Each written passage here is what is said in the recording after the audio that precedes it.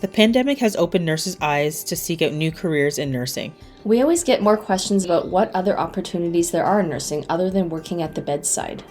Both of us have our master's degrees, and it has afforded us career advancement, flexibility of schedules, and work-life balance. Going back to school is always an option. And Samuel Merritt University has been educating nurses for over 100 years. They're consistently ranked top in the US for diversity and highest paid graduates.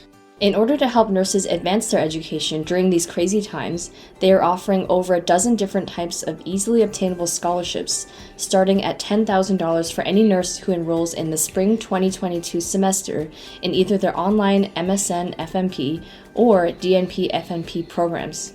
So visit them at smumsn.com. Again, that is smumsn.com. Is this thing still on? I think they can hear us a bit better now. Should we keep talking? Of course. Let's say it louder for those in the back.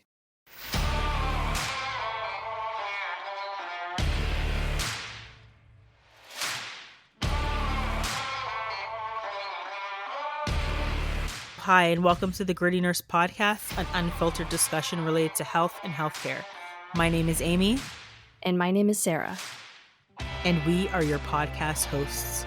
If you're listening on Apple Podcasts, Spotify, Google, iHeartRadio, Amazon, or any other podcast listening platform, don't forget to subscribe so you can get updates to when we have our latest episodes. Also, don't forget to rate and review us. And if you like what you're hearing and you love our advocacy work, don't forget to go to www.grittynurse.com and click on the donate button. As little as $1 or $2 a month for a total of $12 a year will help us with our monthly podcast costs, such as website hosting, our hosting platform, audio equipment, and the time and energy it takes us to put out good quality episodes. We thank you and we appreciate you. Hi and welcome everybody. We are super excited to speak to the guest that we have today. I'm not going to belabor the point. I'm going to get Sara to jump in and introduce our guest, please. Okay, today on the podcast, we have Dr. Lorna Kendrick. She holds a bachelor's degree in nursing from Loma Linda University, a master's degree in child-adolescent psychiatric mental health nursing from Georgia State University, and a doctorate in nursing with a focus in nursing research from the University of California. She worked for years in a neuro-surgical ICU as an advanced practice child-adolescent psychiatric mental health clinical nurse specialist. She also maintained a private practice for the past 25 years in Southern California, providing individual, family, group, and play therapy to child and adolescent clients and their families. Dr. Kendrick has conducted research with young African American men, focusing on untreated depression as a primary risk factor for early-onset cardiovascular disease. Her research interests connecting mental health with disease prevention and physical wellness have taken her to Europe, Argentina, Nigeria, and beyond. She is currently the School of Nursing Dean of Samuel Merritt University in California. Welcome, Lorna. We're so glad to have you here today. Thank you. I'm excited to be here. Always happy to talk about nursing. So you have quite the background in nursing. Just wondering if you could tell us a little bit about your background, some of your research, and why you chose child-adolescent mental health. Of course. I started off, I'll give you a little bit of history about being a little kid and why I chose to do what I'm doing. As a little girl, I always wanted to be just like Madame Curie. I wanted to be a scientist. And I actually have a granddaughter that also wants to be a scientist. So I always knew that doctoral work, PhD work, research was an area that I wanted to go into. Didn't know at the time that it would be nursing, but it ended up being nursing.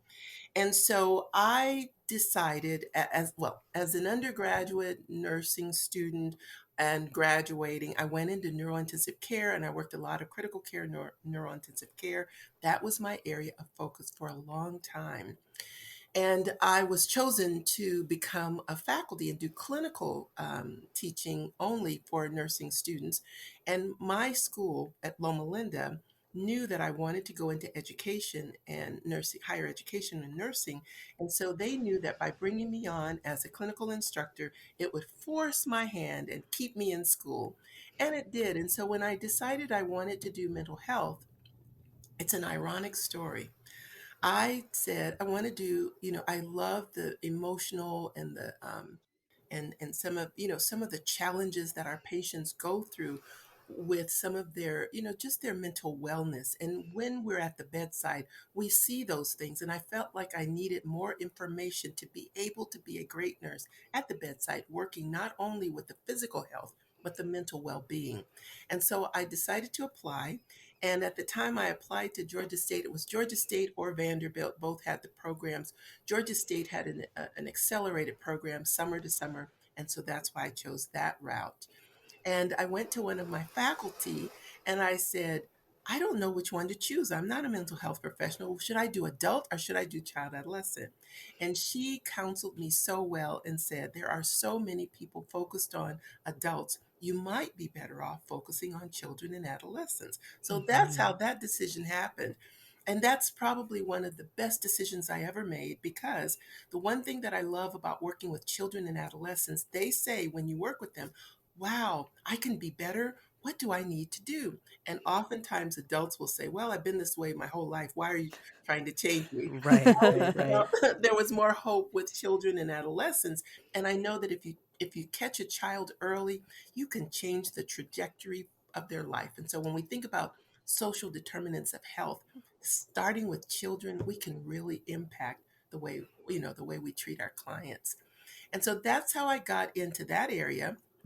And then with my research, I as I mentioned, I was a bedside nurse, and I went into mental health as an advanced practice. So I was never what they would consider in nursing a psychiatric nurse, where I worked on a unit with patients. So I didn't have that experience, but I was a therapist nurse, right? So, what caused me to look at my research and the direction I went into my research was, as I was saying that one of the students ahead of me in the doctoral program at UCLA was the nurse manager over child adolescent units. She found out that I was a child adolescent specialist and asked if I would begin to do some work on her unit. And so I thought this was a wonderful opportunity for me to get some inpatient experience, since I was a nurse therapist and had not worked in the inpatient area. So I did that to see, to kind of just discover some of the challenges between a patient being inpatient and then coming out to me for therapy. And it was a wonderful experience. But what I noticed was a lot of the patients of color were being medicated probably a little bit more than the other patients. And sometimes there was this fear of someone losing control, and it was really fear and not based on science. And so it made me want to look at people of color when it comes to mental health. And I started talking to my chair and the other people on my committee, and they knew I was more interested in working with men, and it was their encouragement to just look at men. And so I started writing and doing my research with the perceptions of depression among young African American men who are more affluent, not just the inner city. And that's where it all started. And one of the things that was exciting for us at the time was we were the first, when I published that first article, we were the first to ever say, and this, remember, now I did an ethnographic study, so it was all the participants' thoughts and ideas. It wasn't based on questions that I went in with. It really was to capture and what captivated them, what was important to them.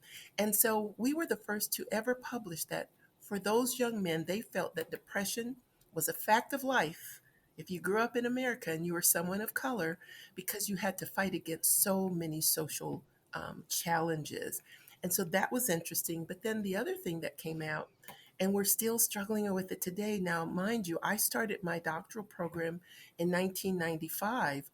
And what I discovered through my research was you would think that it might be family challenges and problems with family relationships. The one thing that rose to the top every single time with every group of participants I worked with was police stops caused Mhm. more depression and sadness and the inability to recover. And that, can you imagine? 1995, and here we are today, similar, same thing going on. But those young men were resilient, and they felt that others could never have tolerated and gone through the things that they went through and still were able to be successful. And so I'm really proud of that. And one of the things that I'm most proud of is because I do participatory research methods, my participants on a couple of my articles were also co authors. So that's the kind of research I do. It really is about the community, it really is about changing and improving the social determinants of health, in particular when it comes to depression. One of the other studies I was a part of and kind of designed was looking at the fact that if left untreated, depression leads to early onset cardiovascular disease. So, Right. hypertension, changes in blood vessels, all sorts of things. And so you wonder why men of color health, even though they may change diet, change lifestyle, by the time they reach their 70s, late 60s, 70s, they look as though they never changed the diet from kind of that inner city, maybe more lower socioeconomic status kind of lifestyle. And so it's because of the stress. It's because of the stress. So that's a kind of a quick and dirty overview of some of the things that led me to this point in my career. That is some amazing, amazing work. And I mean, I think about even just the time frame in which you had been doing your research around 1995. And if my mind is correct, I think just around I think it was like 1991 the Rodney King beating That's right. occurred. And That's I think all around like I could imagine, I only could imagine the fear that Oh, black yes. men were faced with during that time. And I mean, your research speaks to it. Like this is Yes. some really amazing work. I wonder if other people are using this, and I know that we see the brutality, we see the harm that is caused on a day to day basis, whether it's through carding or these various different policies. And how can we not attribute that to poorer health outcomes for Black Yes. males or Black individuals? Like, Yes. I mean, I think that is such groundbreaking work, and now I feel like I need to read your paper. So I will share it with you. I would. please do share it with us, and we'll definitely share it with our listeners as well.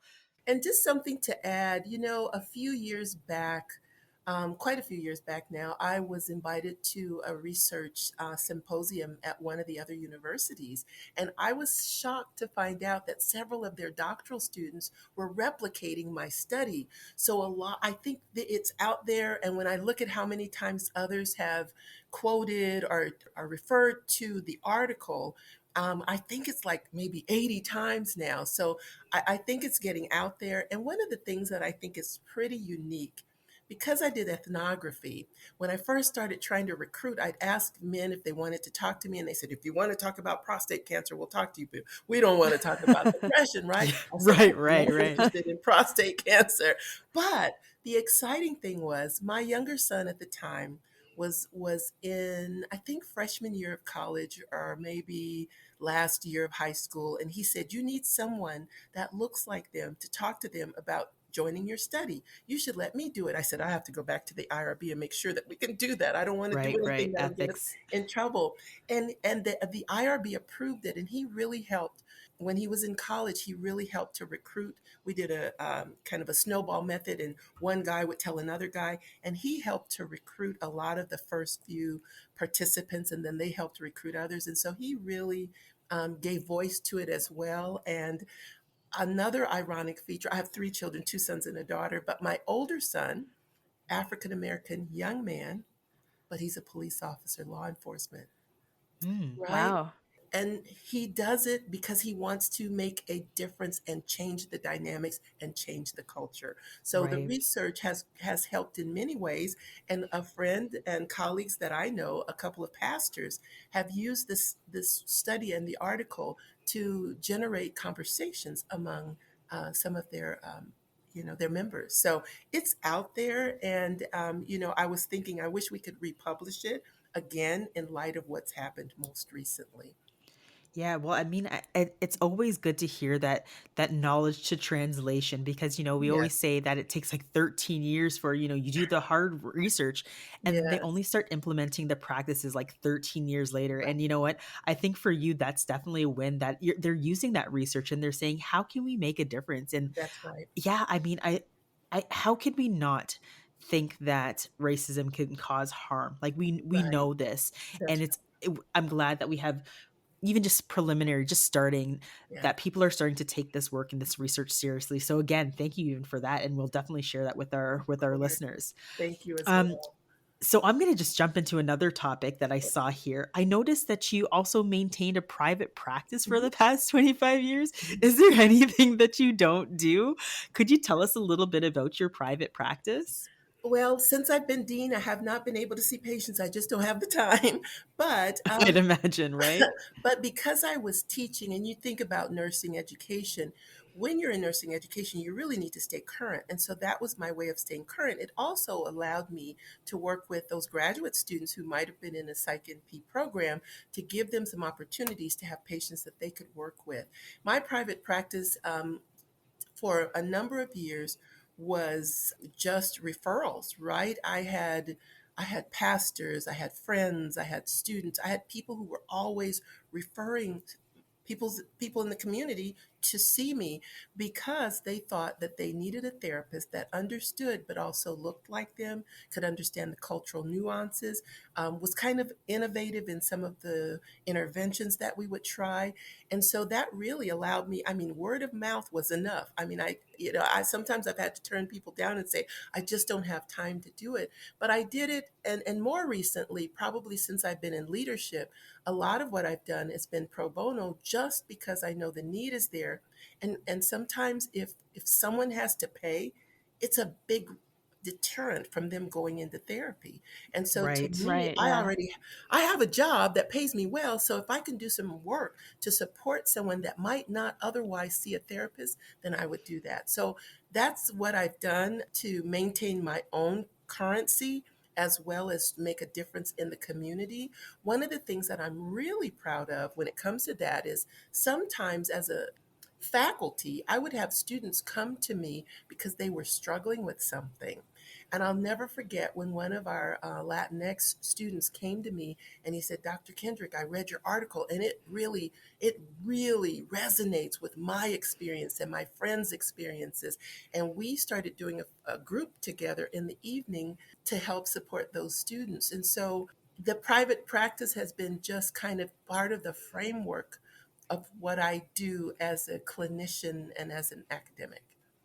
That's amazing. I think that's Mhm. really inspiring that you want to give back to the community. And I hear what you're saying about racism. Like, what I feel is that racism is a public health emergency. And you It gave a is. perfect example of how that is, right? Because I Mhm. don't think everybody is aware that untreated depression can lead to heart disease. That's So right. it's an indirect effect of how Black men and Black people in general are being treated in society. And this leads to all kinds of physical and mental manifestations. That's right. That's so true. That's so true. And you think about just a 10-point change in the systolic blood pressure is a huge change, but stress can do that and it can become the normal blood pressure. And then it leads to all sorts of other illnesses, over time. And so if we can help prevent that, look at what we can do with the social determinants of health.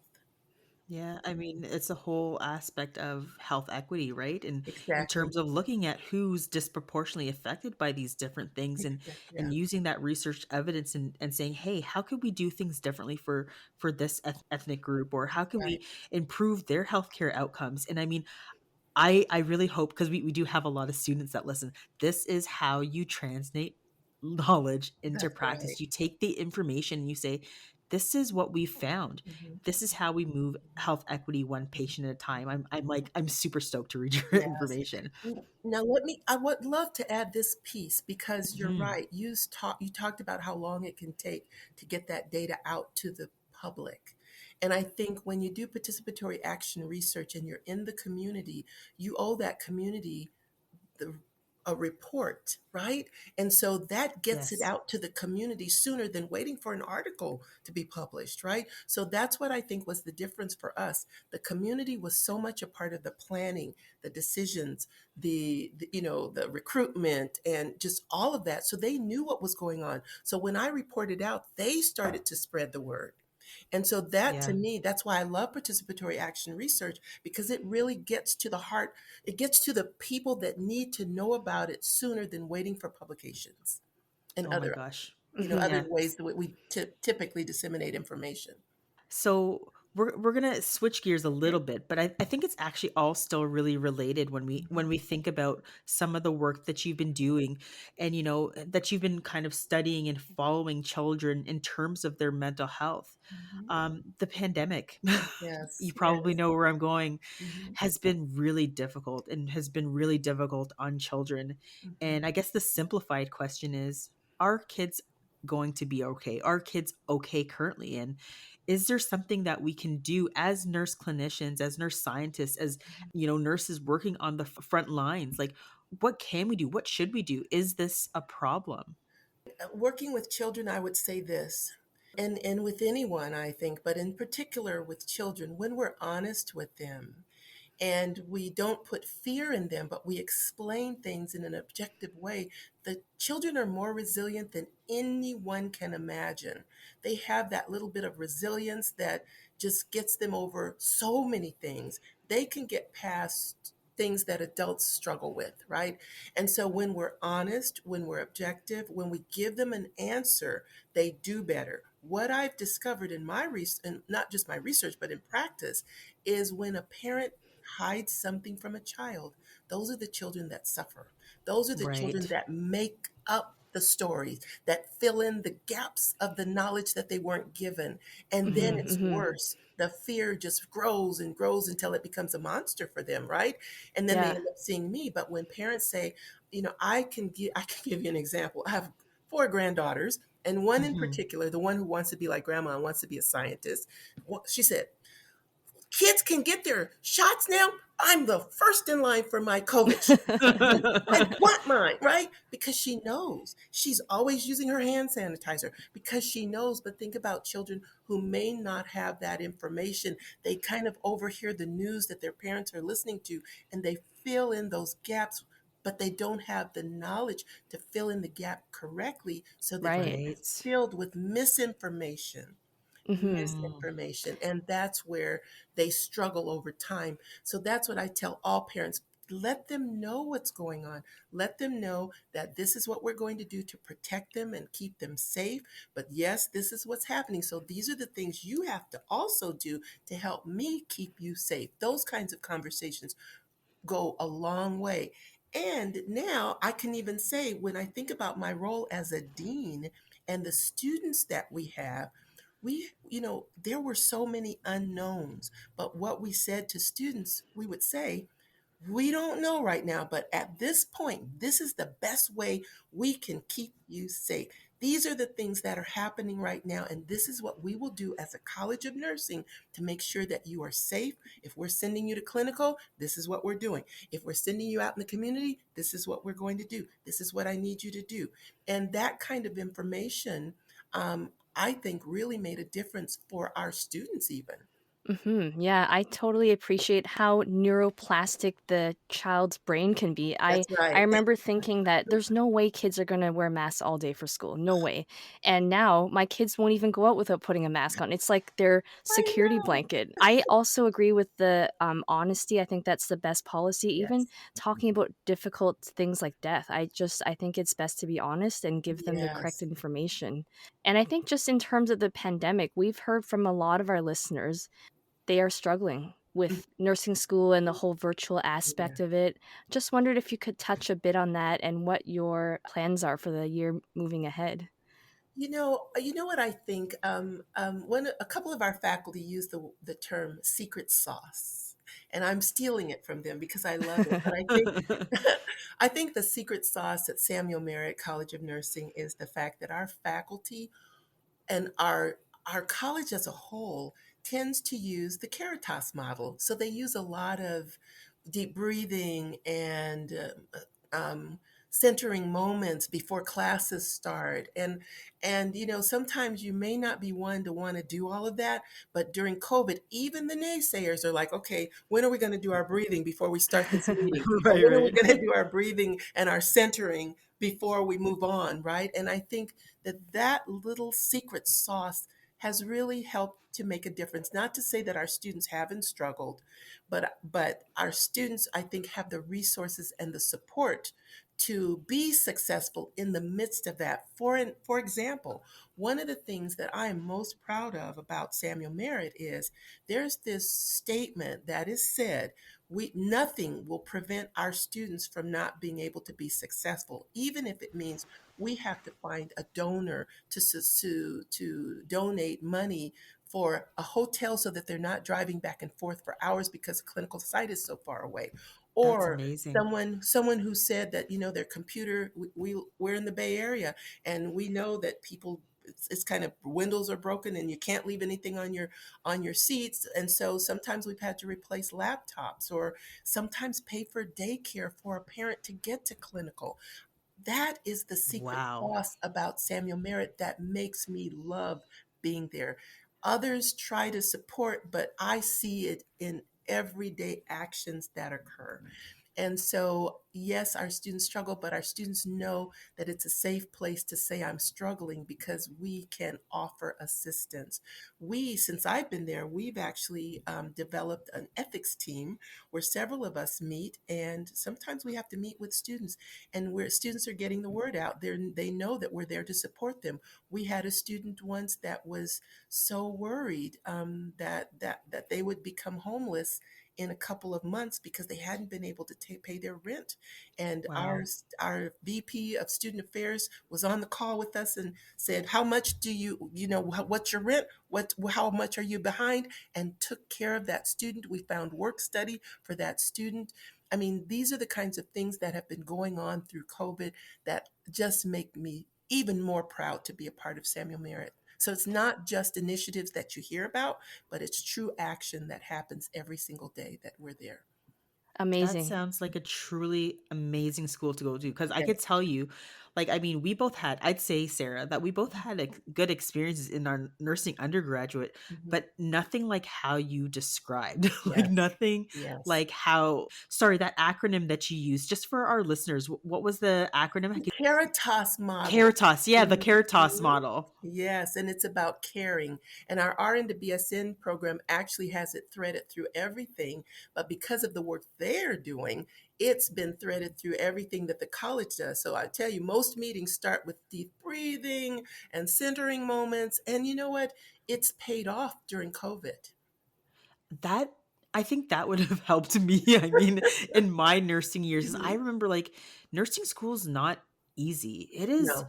It is very rigorous, it's Mhm. very challenging, and there were a lot of moments where I actually had quite bad anxiety in nursing Yes. school.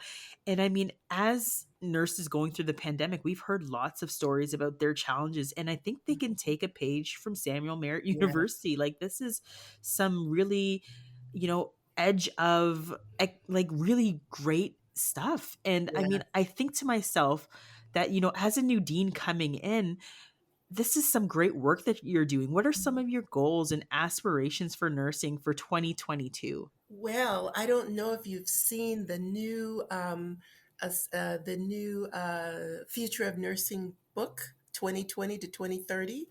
I have to say, when I read that book, I'm excited because it's talking about the same things that I'm talking about. One of the things that I started off with, and I've told the faculty that I just want to happen, you realize, and I realize, that nursing has been taught the same way for probably 50 to 75 years. Uh-huh. Yes. Right? And, Uh-huh. and Yep. healthcare is changing, nursing is changing. We're discovering new techniques to do things. And we, as an academic environment, need to keep up with the future of nursing and not just continue to go with tradition. This is the way we've Mhm. always done it. Yes, These are the yes. Oh my courses that we've goodness. always had. And you know what? You have to be at the bedside in order to become a good nurse. And a nursing student without a bedside experience is not going to be a great nurse. Guess what? You can learn to do an assessment even better in the community because you're also looking at what's going on in their home. Can they afford the dietary changes that you're recommending? Can they afford the meds? When you see someone in the bed, all you see is the illness and the treatment and Right. the skill set that you have to do. You forget that they're a whole person. Nursing talks about caring, whole person care. all of the time, but at the bedside, we don't always get to see that well. And what COVID has done for us is it's helped us bring in the future of nursing, and many more of our students are in the community working with the unhoused and working with families, right? Guess what? You may have a senior in the bed in the hospital, but you don't know that they're living with their grandchildren. Yep. And how are Mm-hmm. the grandchildren helping to maintain their care? One of my favorite stories is from a student who said his job in community health was to go out and to assess patients in their homes for Meals on Wheels. And he got Mhm. an address and he thought, this person probably would never qualify for Meals on Wheels. Look at their zip code, look where they live. Oh. But when he got to the home, the man was elderly. He had purchased his home probably 50 years before, so he didn't pay that new high price. Mm-hmm. He Mhm. was living in his expensive home in this expensive neighborhood in poverty. He was a Wow. widower, had lost his wife, and he may have been real estate wealthy, but he was truly living in poverty. And I asked the student, what will this, how can you use this and how will you take this with you moving forward? And he said, I will never again stand at the bedside of a patient and only look one dimensionally. I am always going to think about, does he have stairs that he has to get up to? When he gets home, can he get up those stairs?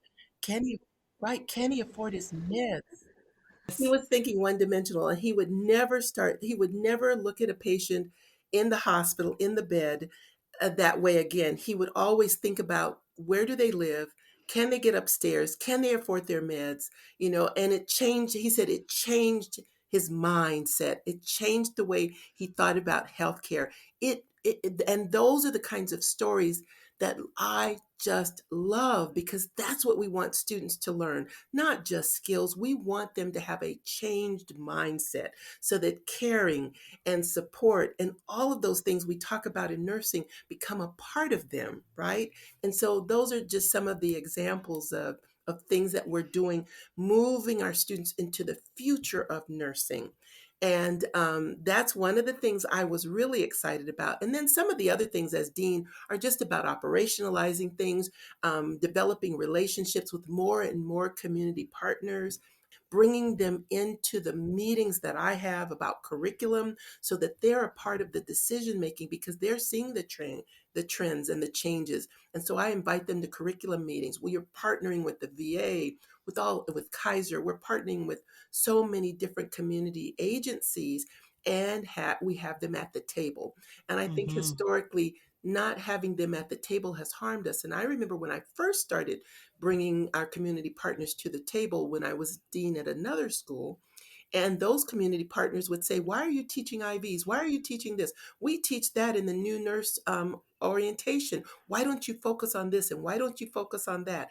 And where the strain has been and where the difficulty has been, the faculty think, wait, they need to know these things. But our partners are saying, no, you can focus on this, that, and the other, because what we care about is whether or not they're caring, they can be a part of a team, they know how to look for information, and they're open, right? And not so Mm-hmm. much Right. Yeah.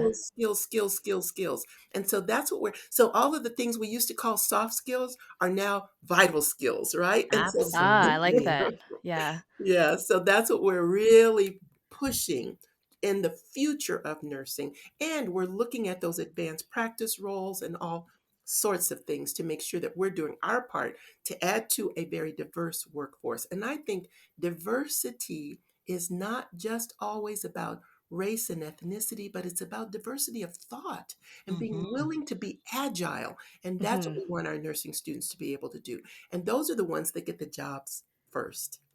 I need to go back to Absolutely. school. Dr. Kendrick, we're gonna steal you here in Canada. You can't stay out there. We want you here. Oh my God, Oh, you are a force to be reckoned with that. aw, But you know what? thank you.